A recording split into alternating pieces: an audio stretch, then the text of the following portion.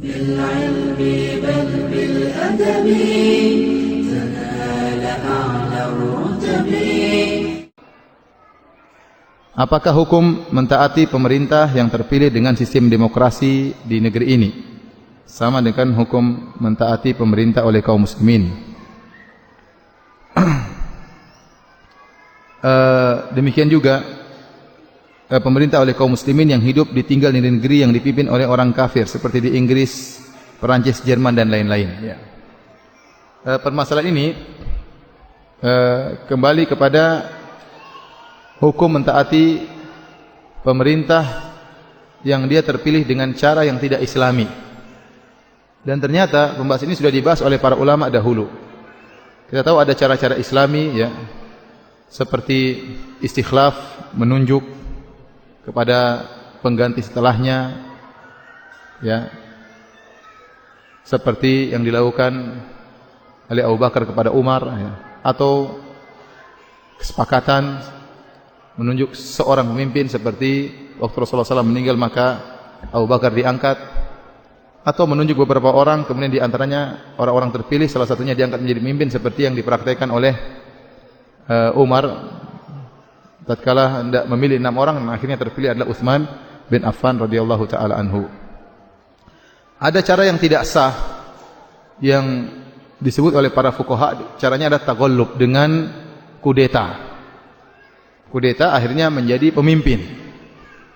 Para ulama telah menjelaskan, ijma' ulama, meskipun seorang pemimpin meraih kepemimpinan dengan cara yang tidak sah, tetapi toh dia sudah jadi pemimpin dan kekuasaan kaum muslimin di tangan dia, meskipun caranya tidak sah secara Islam, maka pemerintah Islam adalah agama yang memandang maslahat dan mudarat. Maslahatnya apa? Maslahatnya disuruh taat. Tidak mungkin syariat menyuruh untuk terus perang, akan jatuh dan gugur ribuan nyawa atau jutaan nyawa. Jika sudah ada satu yang memimpin dan benar-benar dia megang kekuasaan, maka dia Amirul Mukminin, maka dia adalah pemimpin kaum muslimin. Meskipun cara pemimpinnya tidak apa? Cara pemimpinnya tidak sah. Dan ini dijelaskan oleh para fuqaha karena agama kita memandang kemaslahatan. Makanya disebut dengan ulil amr, atiullaha wa atiur rasul wa ulil amri minkum. Kata Allah, taatlah kepada Allah, taatlah kepada Rasulullah dan taatlah kepada pemimpin ulil amr, yaitu pengatur urusan kalian. Maka tidak sah kalau ada salah seorang kemudian misalnya kelompok di baiat ini, kelompok ini, jamaah ini punya baiat ini, jamaah ini punya baiat ini. Ini pemimpin ini bukan waliul amr karena mereka tidak memegang kekuasaan kaum muslimin. Dia ngatur urusan apa? Urusan kita. Dia ngatur urusan apa? Urusan kita ini apa yang dia atur? Pernikahan juga bukan lewat dia, kita mau haji juga bukan lewat dia, ya. Masalah lalu lintas juga bukan lewat dia, berarti dia bukan waliul amr. Contohnya Islam Jamaah punya amir, kata dia amir, ini amir yang sah. Amirmu amir apa? Ngurus apa? Ya. Ngurus urusan apa kita yang diurus sama dia? Ya cuma kelompok dia cuma sedikit itu.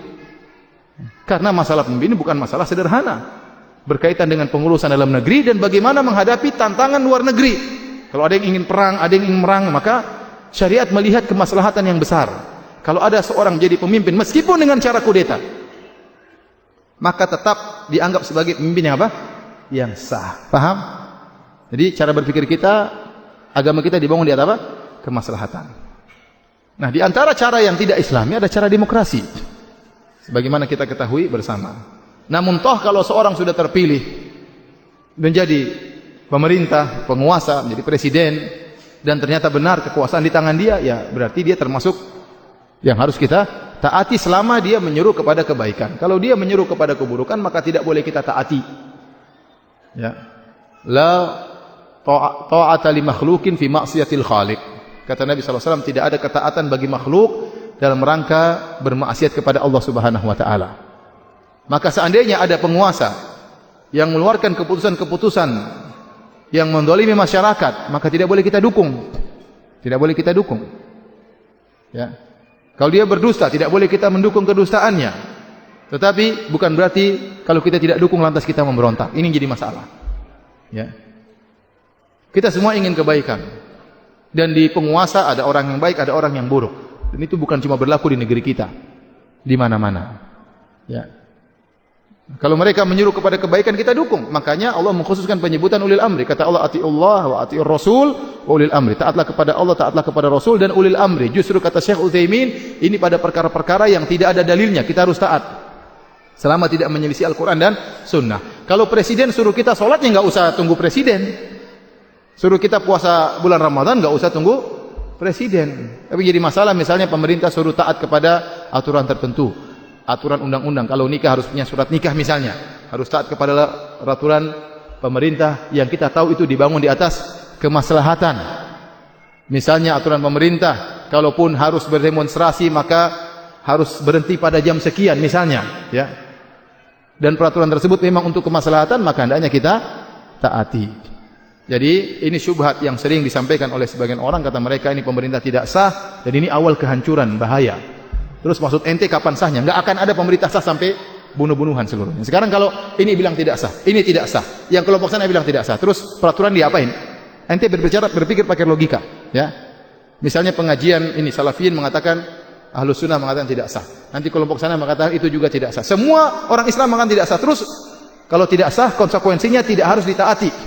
Peraturannya dianggap buih, tidak ada nilainya. Terus bagaimana negara ini bisa jalan? Ya. Terus maunya bagaimana?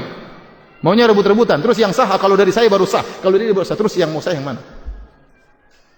Sampai kapan mau begini? Akhirnya tidak ada ketaatan kepada pemerintah karena dianggap tidak sah. Akhirnya bisa timbul ya berbagai macam gejolak dan akhirnya kita khawatir terjadi apa yang terjadi di kemudian hari. Baik. Adapun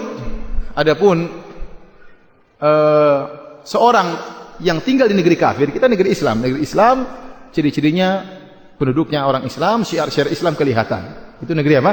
Islam. Ya. Azan dikumandangkan di mana-mana, masjid penduduknya juga orang Islam. Ya.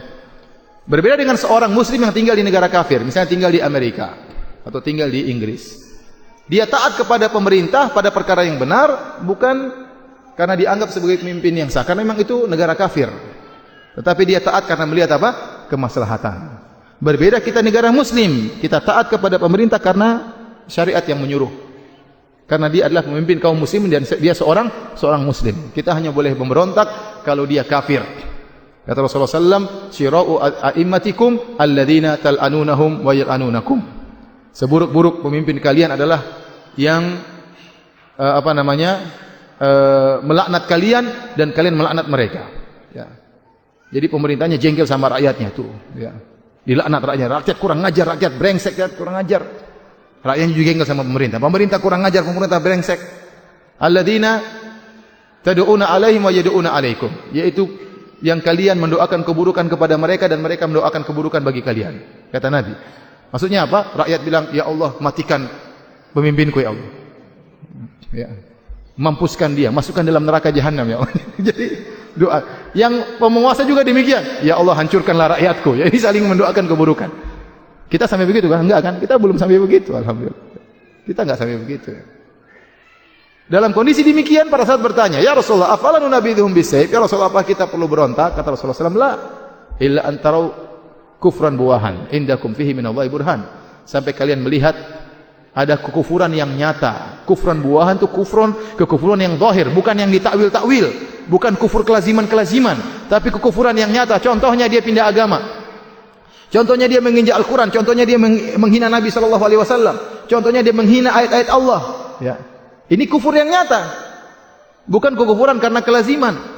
Oh, dia begini maka kelazimannya kufur, dia begini. Ini bukan kekufuran yang nyata. Ya. Yang Rasulullah SAW ingin kufuran nyata. Nah, kalau dia sudah melakukan kufuran yang nyata, maka baru boleh ada izin kita untuk memberontak. Itu pun disuruh lihat pada kemampuan. Kalau mampu maka berontak, kalau tidak jangan. Karena bernahi mungkar pun dibangun di atas melihat maslahat dan mudarat. Kalau bernahi mungkar tersebut menimbulkan kemudaratan yang besar, maka tidak ada nahi mungkar. Ya. Oleh karenanya,